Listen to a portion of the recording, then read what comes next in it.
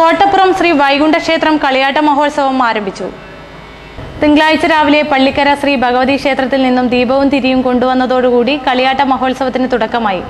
വൈകിട്ട് 6:30 ദീപാരാധന, രാത്രി 7 മണിക്ക് ശ്രീ പാലായി പരപ്പന്റെ വരവ്, രാത്രി 9 മണിക്ക് ശ്രീ പാലന്തായി കണ്ണന്റെ തെയ്യക്കോലം, തുടർന്ന് ചെറുവത്തൂർ നിറം ഓർക്കസ്ട്രയുടെ ഗാനമേള, ചൊവ്വാഴ്ച പുലർച്ചെ 4 മണിക്ക് ശ്രീ വിഷ്ണുമൂർത്തിയുടെ കോലം പുറപ്പാട്, വൈകിട്ട് 7:30 സാംസ്കാരിക സമ്മേളനം, രാത്രി 9 മണിക്ക് കോഴിക്കോട് സങ്കീർത്തനയുടെ തീപ്പൊട്ടൻ നാടകം.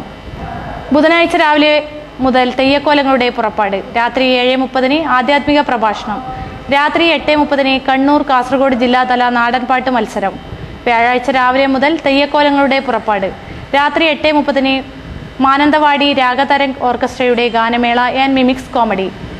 വെള്ളിയാഴ്ച രാവിലെ മുതൽ തെയ്യക്കോലങ്ങളുടെ പുറപ്പാട്, ഉച്ചയ്ക്ക് 1 മണിക്ക് കലവറ നിറയ്ക്കൽ, രാത്രി 8 മണിക്ക് കലാസന്ധ്യ.